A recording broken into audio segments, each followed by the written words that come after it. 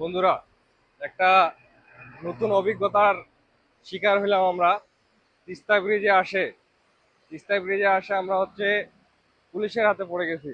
মানে পুলিশের মামলায় পড়ে গেছি। আমরা 2 টাকা নিয়ে আসছিলাম, তো পুলিশ আমাদেরকে আটকাইছে তিস্তা ব্রিজ একদম গেটে। গোটা রাস্তাটাতে পুলিশ টুলিশ আটকায় নেই, তিস্তা ব্রিজ একদম গেটের মধ্যে পুলিশ আটকাইছে।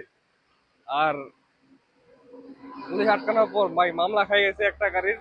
অনেক হাত পা ধরে রিকোয়েস্ট করে একটা গাড়ির মামলা দিছে 3,000 টাকা।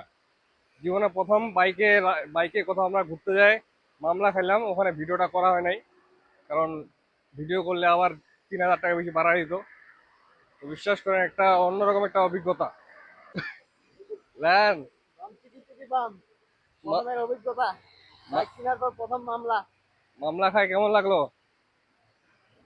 হ্যাঁ, যদিও টাকা গেছে, কিন্তু হ্যাঁ, বিষয়টা উপভোগ করছি আমি। বিষয়টা উপভোগ করছি।